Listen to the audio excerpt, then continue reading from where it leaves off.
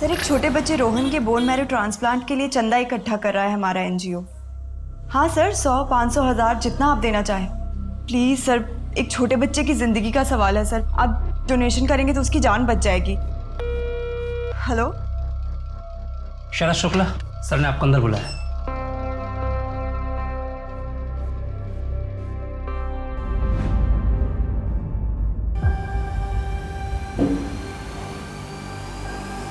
अरे आओ बैठो।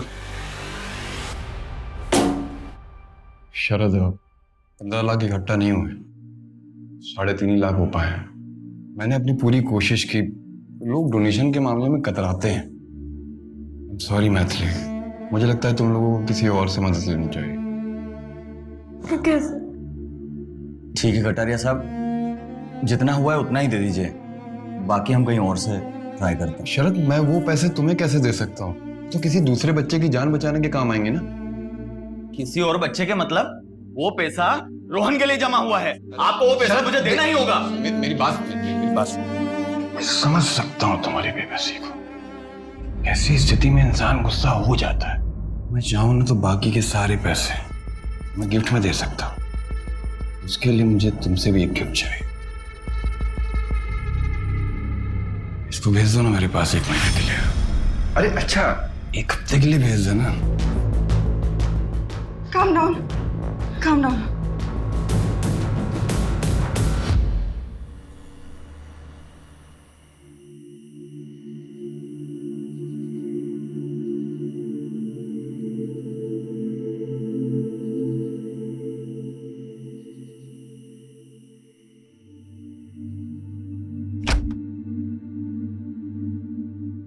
ऐसी हरकतें रही ना तुम्हारी तो अपने बेटे से हाथ धो बैठोगे। अब वो करेगा कटारिया हमारी मदद? वो कटारिया हमारी मदद करने वाला था भी नहीं, साला चोर कमीना। उसे कोई फर्क नहीं पड़ता कोई जिए या मरे। तुम नहीं समझती कि वो क्या चाहता है। अच्छा, मैं नहीं समझूंगी। मुझे सब दिखता है कि तुम क्या चाहते हो। अपने बेटे से ज्यादा ना तुम्हें उस निकिता का ख्याल है। Calm down. मैथिली, बकवास बंद करो, पहले ही मेरा दिमाग खराब है। और रोहन की किस्मत खराब है कि तुम जैसा बाप मिला। अगर रोहन को कुछ हो गया तो उसकी जिम्मेदार सिर्फ तुम होंगे।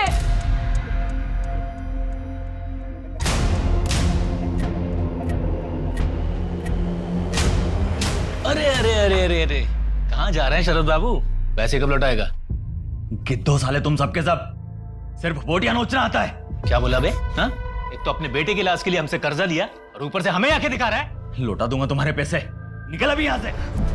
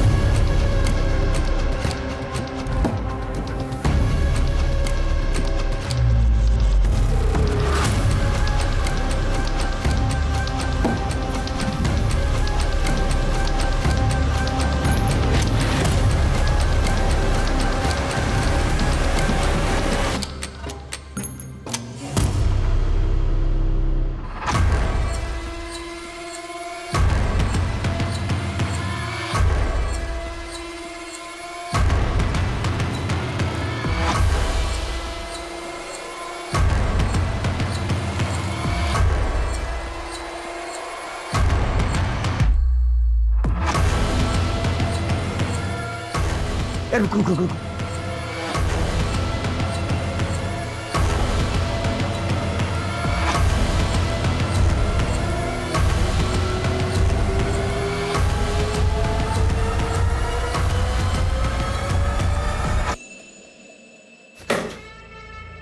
सारा पैसा ले गए। सर, पुलिस को फोन करूं क्या? यादव, इसमें हवाला का भी पैसा था। पुलिस आएगी ना तो 10 सवाल करेगी। इस पेंटिंग के पीछे पैसा मैंने रखा था और इस बात को सिर्फ मैं जानता था। तिजोरी का पासवर्ड भी मुझे पता था। तो साले ये दोनों हैं कौन?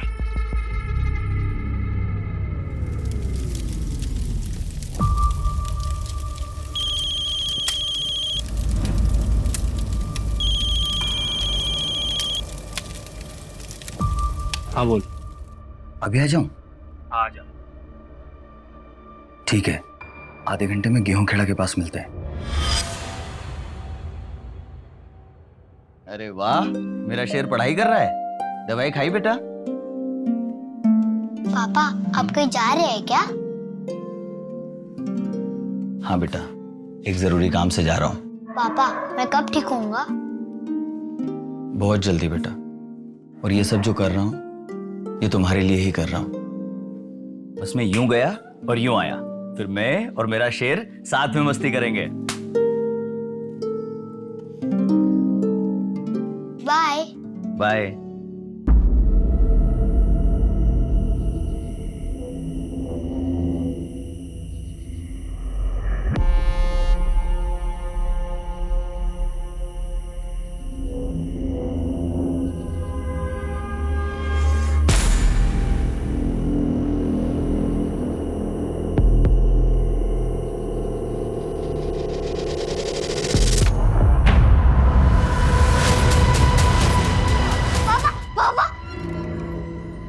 क्या हुआ? मम्मी मैंने बहुत बुरा सपना देखा। करोगे, सपने कभी सच नहीं होते। सो जा। आंखें बंद बेटा।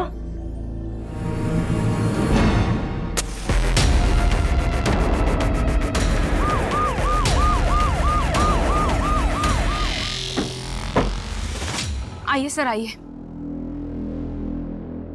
ये देखिए, बॉडी को बुरी तरीके से जला दिया गया है। हो सकता है इसका हो जेब से गिर गया हो। ये देखिए, इसमें इसका आधार कार्ड भी है। शरद शुक्ला।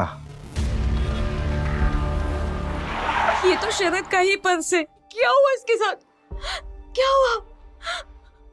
क्या हुआ?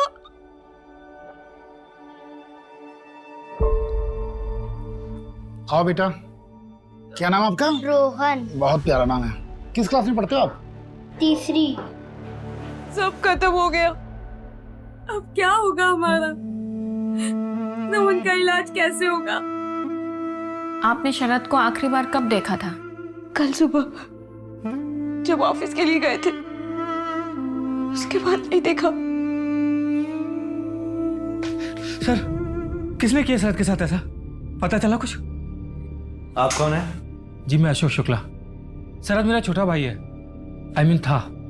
सर, शरद एक मामूली सा एमआर था। उसके साथ ऐसा कोई कैसे कर सकता है? इन्वेस्टिगेशन चल रहा है अभी। मैथिली जी, क्या हम आपका घर देख सकते हैं? आइए, मैं दिखाता हूँ। आइए। अशोक, ये रोहन को क्या बीमारी है? कैंसर। और उसी के बोन मैरो ट्रांसप्लांट के लिए शरद पैसे इकट्ठे करने में लगा था, पर हो नहीं पा रहे थे। कितने पैसों की जरूरत है? 15 लाख रुपए। 15 लाख? तो इतना सारा पैसा जुटाने का क्या प्लान था आप लोगों का? एक एनजीओ है, एक भरोसा नाम का। सर, एक छोटे बच्चे रोहन के बोन मैरो ट्रांसप्लांट के लिए चंदा इकट्ठा कर रहा है हमारा एनजीओ। पर वहां पे बात नहीं बनी। अब कैसे बचाओ मैं रोहन को, वो भी शरद के बिना?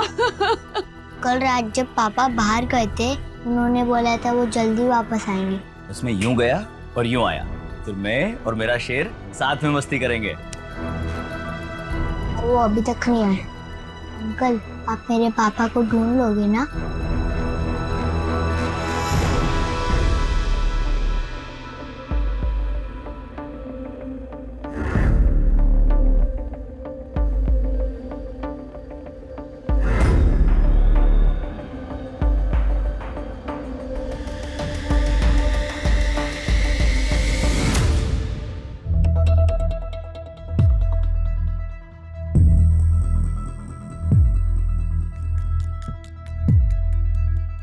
भाई, कर्जे का क्या होगा? बीवी चुका पाएगी? भूल जा कर्जा।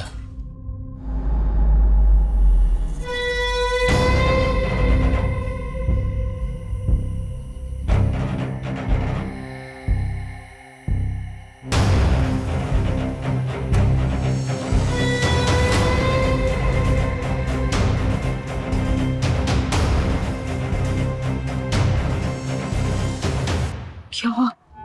यहाँ क्यों बुलाया है? पुलिस ने मेरे बारे में कुछ पूछा क्या? नहीं, पुलिस को कुछ नहीं मालूम है तुम्हारे बारे में। अच्छा यही होगा कि कुछ दिनों के लिए तुम ये शहर छोड़ के चले जाओ। शरद शुक्ला, आखिरी बार इसकी वाइफ ने इसको देखा था सुबह 12 मार्च को, और इसकी डेथ भी सेम डे हुई 12 मार्च को लेट नाइट। उसकी फैमिली में मैथिली उसकी वाइफ, शरद है।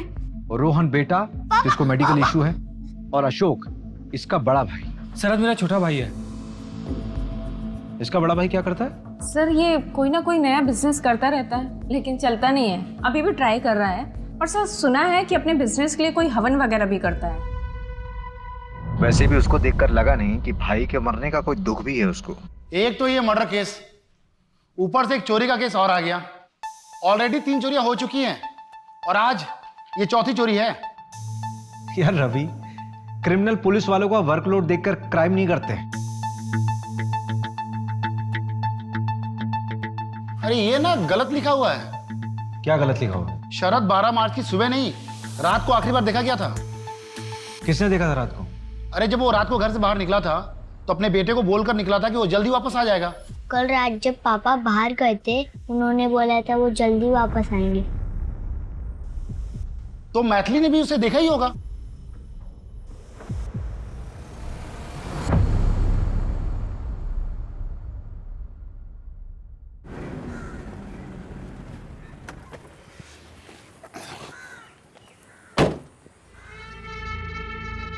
यादव, हाँ सर। वो देख सीसीटीवी, इसकी फुटेज निकलवा, कुछ ना कुछ मिलेगा। साहब वो बहुत खड़ूस आदमी है, देगा नहीं। 2 घंटे के अंदर मुझे इसकी पूरी फुटेज चाहिए, समझा तू? जी सर। जाना आप। सर जी फुटेज मिल गया। आ जाओ।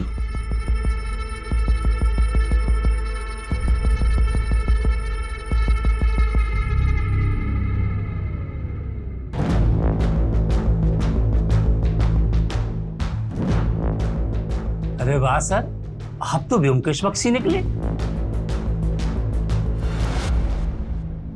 पोस्टमार्टम के मुताबिक शरद की मौत जलने से हुई, लेकिन उसके पहले उसे सर पे मारा भी गया ताकि वो बेहोश हो जाए और उस बेहोशी की हालत में उसको जला दिया जाए। उसकी बॉडी में एक दवा के ट्रेसेस भी मिले हैं। कमल ने बताया कि इससे किसी को बेहोश भी किया जा सकता है। उस दवाई का इस्तेमाल डिप्रेशन के पेशेंट भी अक्सर किया करते हैं। शरद एमआर था, उसके बाद दवाइयों के सैंपल थे, और ये दवाई उसके घर पर भी मिली। रवि, हो सकता है कि घर के हालातों की वजह से वो डिप्रेशन में चला गया हो और उसने दवाई बिना प्रिस्क्रिप्शन के खुद ही ले ली हो। उसके ऑफिस वालों से बात करते हैं ना। सही कह रहे हो। मैथिली का क्या हुआ? कॉल रिकॉर्ड चेक किए हैं सर, लेकिन कुछ गड़बड़ तो नहीं लगी। लेकिन नजर रख रहे हैं सर, कहाँ जाती है, किससे मिलती है, देख रहे हैं।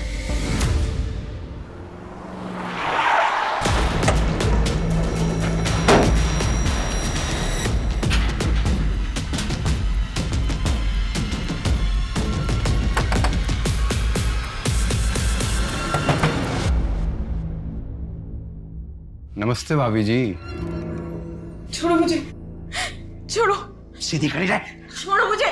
ये क्या बदतमीजी है? अरे भाभी जी क्यों मेहनत करवा रही हैं यादों से?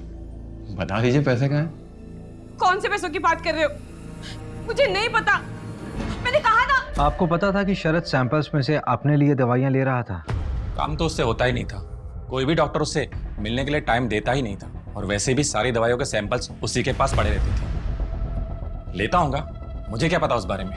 ऐसी दवाइयां लेने के बावजूद भी ऑफिस में वो मूर्खों जैसी हरकत करके गया है। Very good Yogesh. Thank you so much sir. Morning sir. Sir थोड़ा लेट हो गया, सॉरी सर। पूरे 50 मिनट लेट हो। सीखो कुछ योगेश से। 6 महीने पहले ही ज्वाइन किया है, एंड सी इज परफॉर्मेंस। कैसे हमारा सेल्स ग्रो कर रहा है। और तुम तो बस बहाने बनाने में पूरे हो। कभी माँ बीमार है, कभी बीबी बीमार है, कभी बच्चे को कैंसर है। ऐसे जब करोगे तुम। इसकी माँ भी बीमार है, लेकिन इसका ग्रोथ देखो। सर 47% ग्रोथ है। सर इसका ग्रोथ तो डाउन हो रहा है ना? Behave yourself. Get out from here. शरद, संभाल तेरी 2 कौड़ी की नौकरी नहीं चाहिए मुझे। और तुझे तो मैं देख लूंगा साले। उस दिन से योगेश कभी ऑफिस में आया ही नहीं। हमने उसे काफी बार फोन किया, लेकिन उसका फोन ही स्विच ऑफ बता रहा है। हो सकता है कि वो शरद के डर से नहीं आता ऑफिस में। योगेश का एड्रेस मिल सकता है हमें?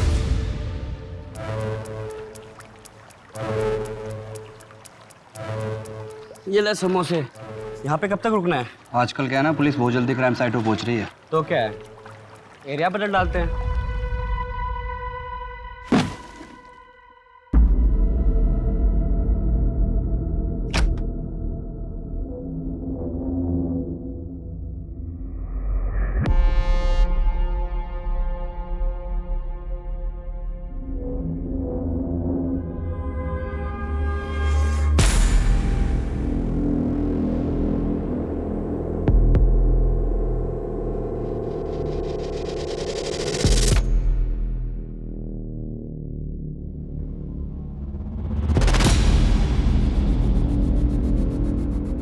हाँ, आप अंदर कैसे हैं?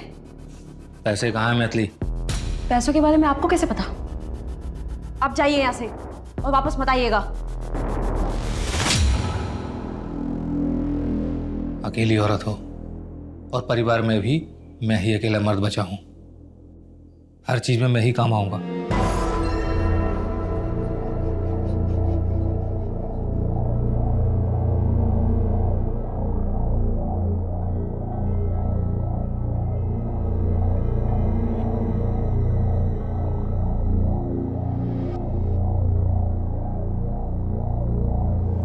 हाँ मैडम, अरे पूरी नजर बना के रखी है मैंने।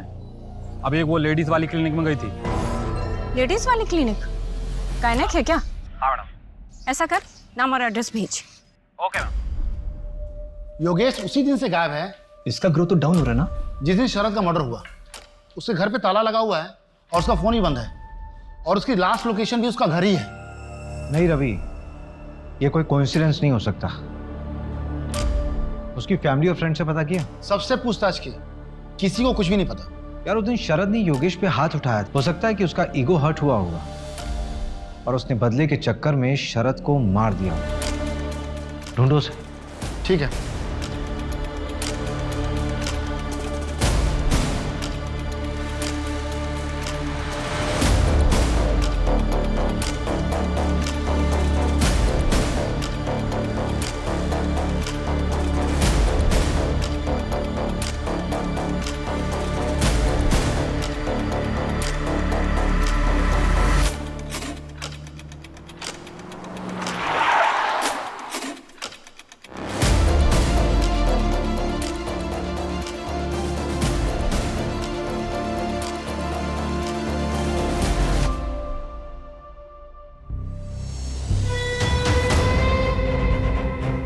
बता कहाँ है मेरा पैसा?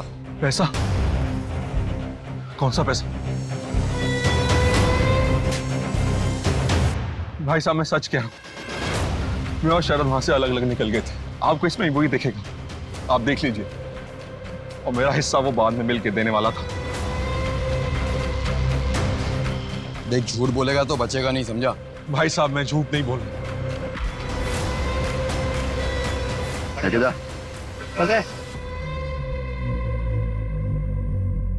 सर, बीबी कहती उसे नहीं पता और एक कहता ऐसे नहीं पता।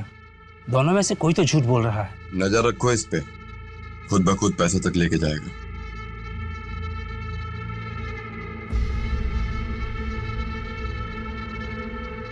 यादव। हाँ सर। ये निकिता आज भी नहीं आई क्या? साहब 4 दिन से नहीं आई, फोन भी नहीं लग रहा है। मैथिली, तुम प्रेग्नेंट थी, तुमने अबॉर्शन कराया, क्यों?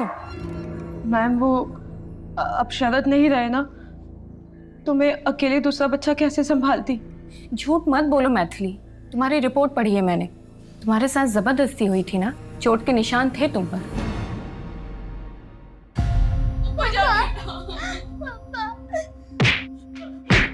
हाथ जोड़ती हूँ तुम्हारे आगे, मेरे पति को छोड़। मैम, सब कुछ शरद के सामने हुआ, उसने रोकने की कोशिश भी नहीं की। इस बात को लेकर तुम्हारे मन में शरद के लिए गुस्सा है? मैथिली, मैं बाहर जा रहा हूँ, कुछ देर में आता हूँ। मैंने पहले ही मना किया था, रोहन के इलाज के लिए जग्गू जैसे लोगों से कर्जा ना ले। हॉस्पिटल के बिल्स बढ़ते गए मैम, और कर्जा भी बढ़ता गया। मैथिली, ये सब तुमने हमें पहले क्यों नहीं बताया? क्या करती मैम, मैं बहुत डरी हुई थी। शरद तो रहे नहीं। अगर मुझे भी कुछ हो जाता तो रोहन का कौन ध्यान रखता? हम हैं तुम्हारे साथ, ऐसा कुछ नहीं होगा। अच्छा मैथिली, तुम कुछ और तो नहीं छुपा रही हो ना? नमस्ते भाभी जी। नहीं मैम। मंजू, लेकिन मैथिली को ये बात हमें पहले बतानी चाहिए थी ना। सर मुझे लगता है कि वो हमसे कुछ और भी छुपा रही है। क्या छुपा रही? वो तो पता नहीं, लेकिन शरद पर बहुत गुस्सा है। मंजू, कहीं ये मेन कल्प्रिट मैथिली तो नहीं है? सर जग्गू भी तो हो सकता है। उठाओ उसे। Okay sir. देखिए, मैंने किसी को जलाया वलाया नहीं है। कोई सबूत है आपके पास? अगर सबूत है तो प्रूव करके दिखाइए। ज्यादा उछलने की जरूरत नहीं, समझा? जहां तक प्रूव करने की बात है ना, तो तुझ पे रेप चार्जेस आराम से प्रूव किए जा सकते हैं। मैथिली का रेप किया ना तूने? क्या रेप? मैंने कोई रेप नहीं किया है साहब। वो मैथिली ने बेचारी बनके रोते रोते आपसे बोला और आप लोगों ने यकीन कर लिया। अगर उससे बोलो कि मैंने उसका रेप किया है तो साबित करके दिखाए। देख जग्गू, एक्टिंग बंद कर। अरे एक्टिंग करनी होती तो मुंबई चला जाता हीरो बनने के लिए। मैथिली बोल रही है ना कि मैंने उसका रेप किया है, तो उसको बोलो कि साबित करे। मैं कसम खाकर बोलता हूं, जिस क्राइम के लिए बोलोगे मैं कन्फेस कर लूंगा। पहले ये साबित करो कि मैंने रेप किया है। टेस्ट कराओ, मेरा सैंपल लो। बैठ जा आराम से। बड़ा अच्छा क्रिमिनल है, कोऑपरेट कर रहा है। रवि, हाँ? सैंपल लो इसका। चल। मतलब मेरी मैं बात। चला जा। क्राइम सीन से 500 मीटर की दूरी पे एक सीसीटीवी मिला है।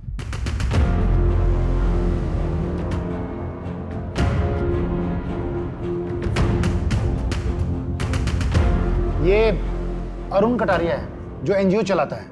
ये शरद के घर से निकलने के कुछ देर बाद का ही वीडियो है ना? हाँ, एक बात और, शरद ने घर से निकलने से पहले अपने बड़े भाई अशोक को कॉल किया था। ठीक है, 10 बजे मिलते हैं गेहूं खेड़ा के पास। ठीक है। पर जब मैंने अशोक से पूछा था कि शरद से कोई बातचीत हुई थी क्या, तो अशोक ने बोला कि नहीं, जबकि कॉल ड्यूरेशन 2 मिनट का था। अशोक और कटारिया दोनों को उठाओ।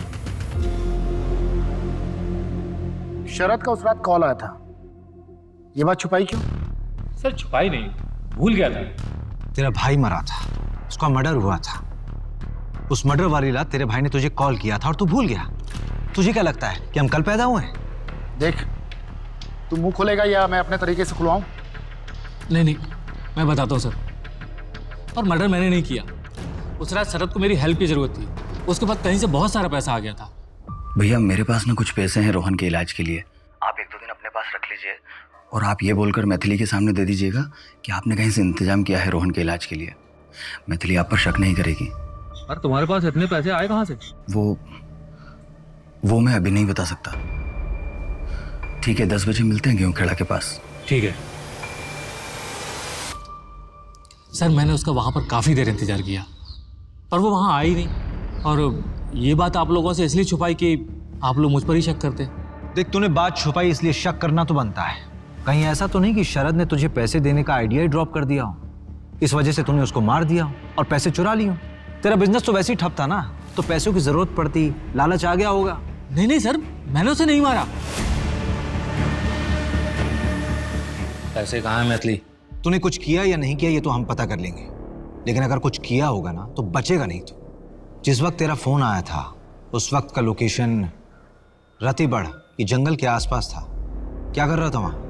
सर वहां पर जानवरों को दाना डालने के लिए गया था, मेरा बिजनेस अच्छा चले इसके लिए।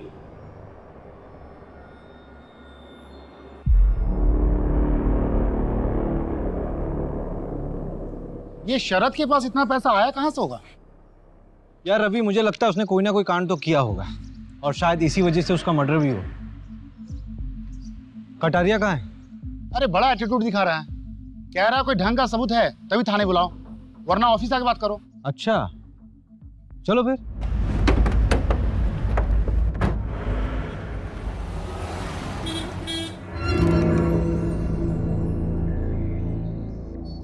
नमस्ते नमस्ते। कुछ ठंडा गरम मंगाए क्या आप लोगों के लिए? नहीं, टाइम वेस्ट करने से कोई फायदा नहीं है, काम की बात करते हैं। रवि,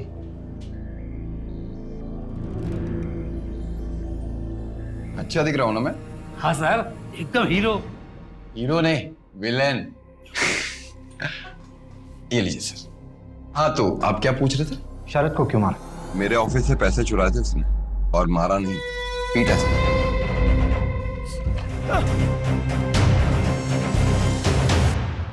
जिंदा जला दूंगा ऐसा कहा था सर। शायद उस दिन माता बैठी थी जबान पे, मैंने तो बोला जला किसी और ने दिया। अरे सर, जब वो अगले दिन मेरे पास पैसे लेकर आने वाला था तो मैं उसे क्यों मारूंगा? इस फुटेज में साफ दिख रहा है तुम शरद के पीछे गए थे। अरे वहां मेरी गाड़ी खड़ी थी ना सर, इसलिए जाना पड़ा। अरे मैंने तो उसे छोड़ दिया, दया दिखाई, मारा नहीं उसे। तो तुम्हारे ऑफिस में जो चोरी हुई थी उसकी रिपोर्ट क्यों नहीं लिखवाई तुमने पुलिस में? वो क्या है ना सर कि पुलिस वालों पे मैं विश्वास नहीं करता, मैं अपने काम खुद कर लेता हूँ। आपको एक चीज दिखा, ये देखिए।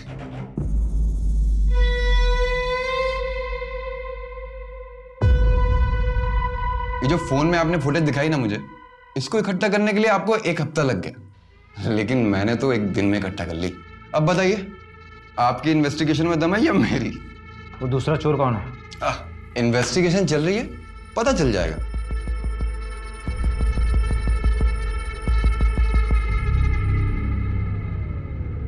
इसके ऊपर ना जरूर बड़े नेता लोगों का हाथ है, वरना इसकी इतनी हिम्मत नहीं होती। ये योगेश अभी तक फरार है और वो जग्गू और अशोक, उन पर तो शक करना लाजमी है। उस रात को शरद को पीटने वाला भी ये कटारिया था, और जिस हिसाब से कॉन्फिडेंटली ये बात कर रहा है, लग तो रहा है कि मर्डर कोई और होगा, लेकिन ये भी हो सकता है कि हमें बेवकूफ बना रहा हो, सारा कांड इसी का किया हुआ हो। अरे ऐसे केसेस हमारे पास ही क्यों आते हैं? पहले से हम इतना काम करते हैं। इस केस में सबसे बड़ा सवाल पता है क्या है? कि शरद के साथ वो चोरी करने वाला दूसरा आदमी कौन था?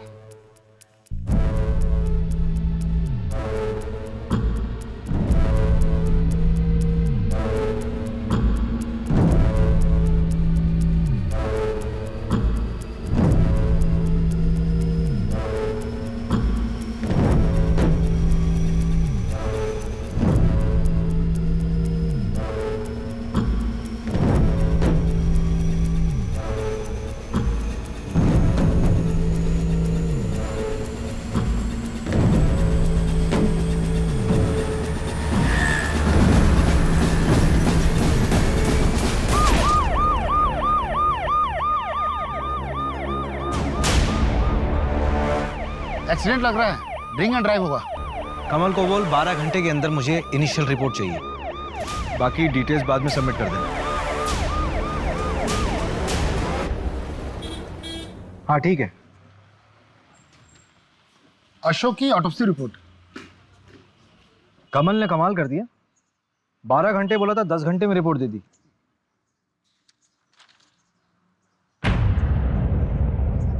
ये तो मर्डर शो कर रहा है।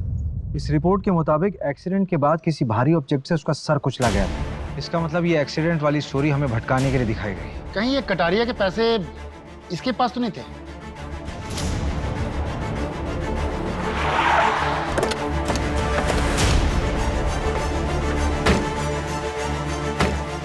इन्हें लॉकअप में अंदर डालो। सर, एक केस तो क्रैक हो गया है। यही है वो चोर जिन्होंने पूरे एरिया में आतंक फैला रखा था। मरोली में चोरी करते वक्त पकड़े गए हैं। शहर में इतने सीरियस क्राइम हो रहे हैं और तुम लोग चोरी वोरी करके हमारा काम क्यों बढ़ा रहे हो भाई? साहब, हम तो सिर्फ छोटे मोटे चोर हैं, और छोटी मोटी चोरी इसलिए करते हैं कि आप हम पे अपना टाइम बर्बाद ना करें। साहब, सब कुछ बताते हैं, बस मारिए मत। इतनी आसानी से बता दोगे? साहब, आप क्या चाहते हैं? इस जुर्म के लिए हम फांसी पे चढ़ जाए या आपकी मार खाते रहे? साहब, हम जो भी काम करते थे प्लानिंग के साथ करते थे, और आज तक हमने क्या किया है? भोपाल में 6 घरों में चोरी। टारगेट कैसे करते थे? हैप्पी नाइट बार है ना, उसमें बैठ के प्लानिंग करते थे। जो कोई ज़्यादा दारू पीता था और पैसे उड़ाता था, उन्हीं का पीछा करते थे साहब। फिर उनके घर में चोरी की प्लानिंग करते थे साहब, बस।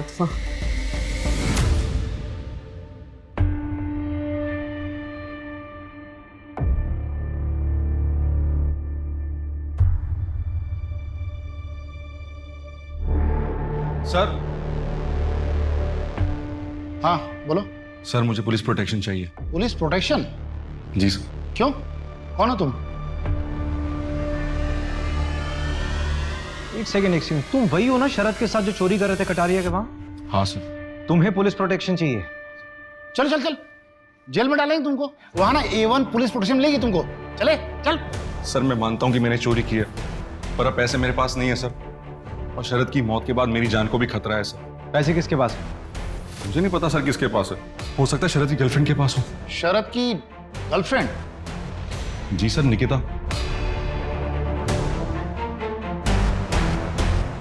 उसी एनजीओ में काम करती थी। मैथिली भाभी ने बताया नहीं आपको?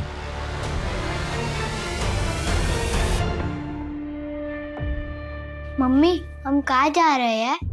हम जबलपुर जा रहे तुम्हारी मौसी के यहाँ। अशोक अंकल भी आएंगे क्या हमारे साथ? नहीं, अब वो कभी नहीं आएंगे। बेटा, हम ये शहर छोड़ के जा रहे हैं। तुम्हारी मौसी के यहीं पे तुम्हारा इलाज होगा, ठीक है? तुम यहीं रुको, मैं अभी आती हूँ।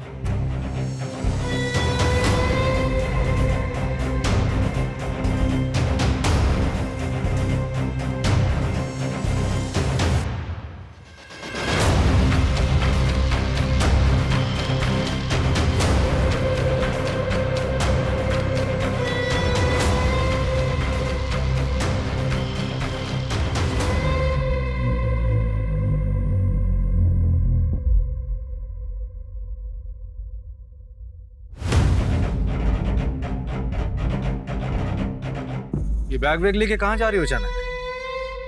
वो मेरी बहन के घर जा रही हूँ, जबलपुर। बैग दिखाइए। बैग में कुछ नहीं है, बैग दिखाइए। बोल दो ना, बैग में कुछ नहीं है मैम। वाह, लेके जाओ उनको थाने। मैं बताती हूँ ना आपको सब। बैग यहीं पे। नीचे। मैं जो बताती बताना है थाने चलकर बताइए। मेरा बेटा अकेला है। चलिए थाने। मेरे बेटा। मम्मी मम्मी मम्मी मत जाओ मम्मी। मम्मी बेटा रोहन, चलो मेरे साथ चलो। कुछ दिनों से मेरा शक और पक्का हो गया था कि निकिता और शरद मिलते हैं। उस रात जब शरद घर से निकला तो मुझे लगा कि वो निकिता को मिलने जा रहा है। मैंने उसका पीछा किया। उसके पास वो बैग था। शरद को समझ आ गया था कि उसका कोई पीछा कर रहा है। अचानक से डर गया वो, और उसने वो बैग वहीं कहीं छुपा दिया। ये मैंने देख लिया था। मैंने बैग खोलकर देखा तो मुझे नहीं पता कि वो इतने सारे पैसे कहाँ से लाया। अगर वो रोहन के लिए लाया होता तो मुझे पता था।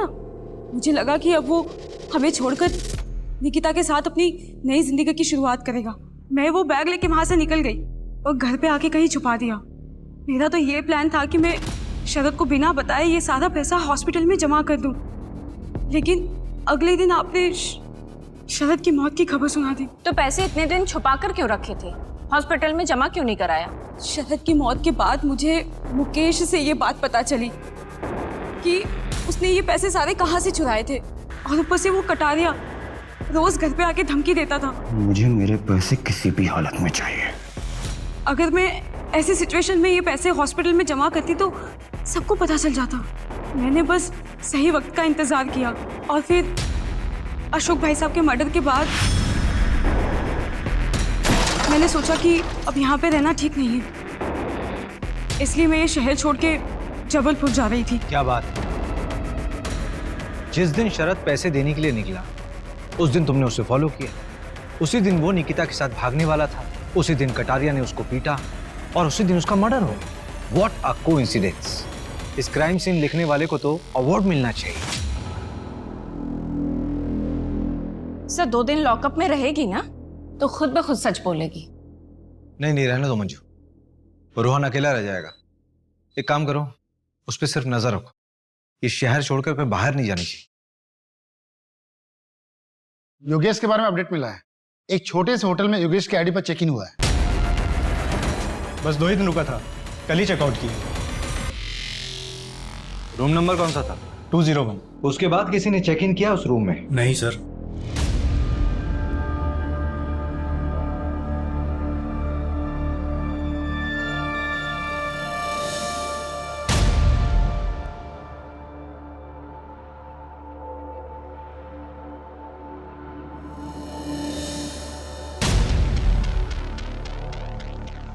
रवि, ये बंदा 2 या 3 दिन में होटल बदलता होगा। बहुत स्मार्ट बंदा है।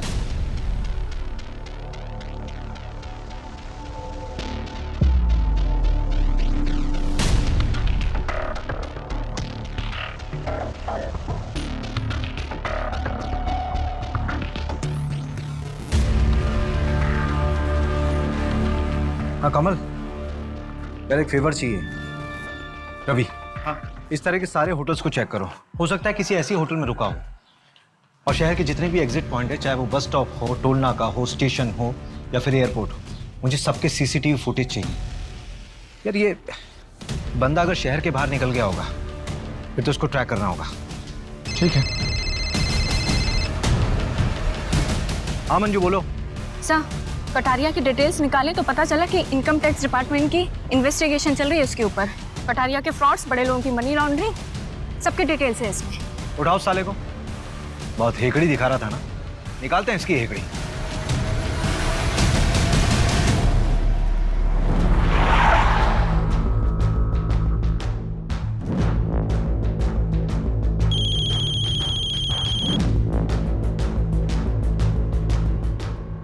हेलो भाभी, सुना है पैसे का बैग आपके पास था, कहीं शरद को आपने तो नहीं? चलो बेटा।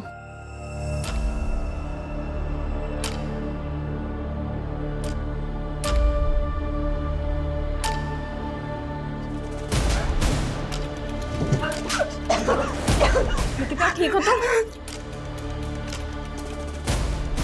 बैठो यहाँ पर। निकिता, लंबी सांस लो, आराम से। पानी पियोगी? फोर्स और इन्फॉर्मेंस सभी लगे हुए हैं। एक एक होटल की चेकिंग चल रही है। वो शहर से बाहर गया हुआ है, ऐसी कोई जानकारी भी नहीं है। हाँ कमल बोल। हाँ बिट्टू बोल।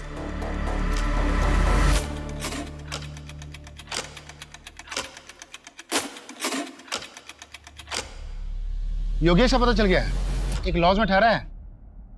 चल।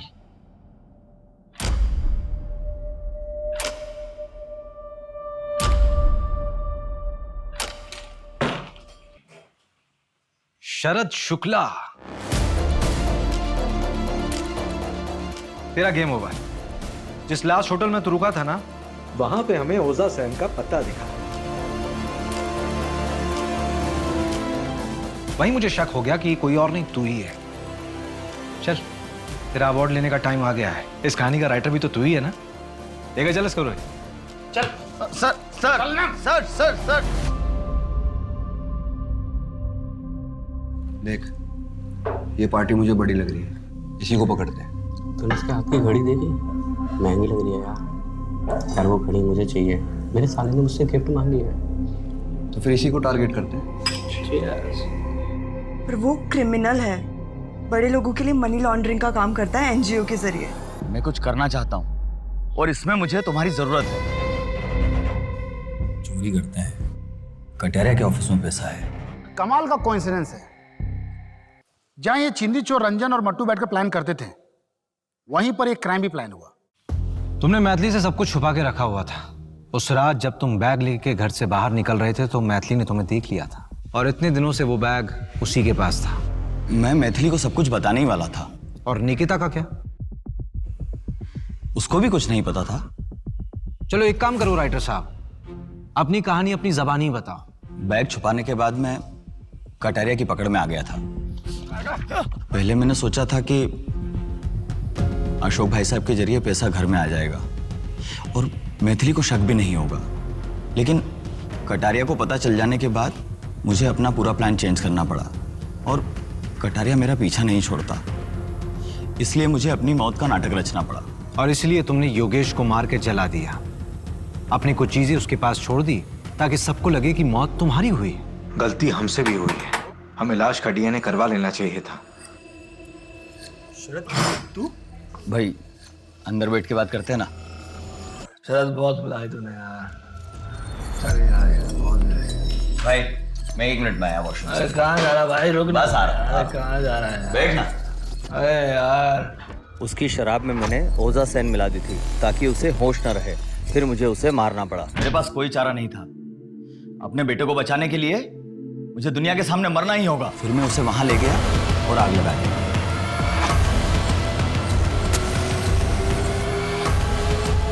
बाद में मैंने सोचा कि पैसों का बैग निकालकर मैं मैथिली को दे दूंगा, लेकिन जब मैं वहां पहुंचा तो पैसों का बैग वहां नहीं था।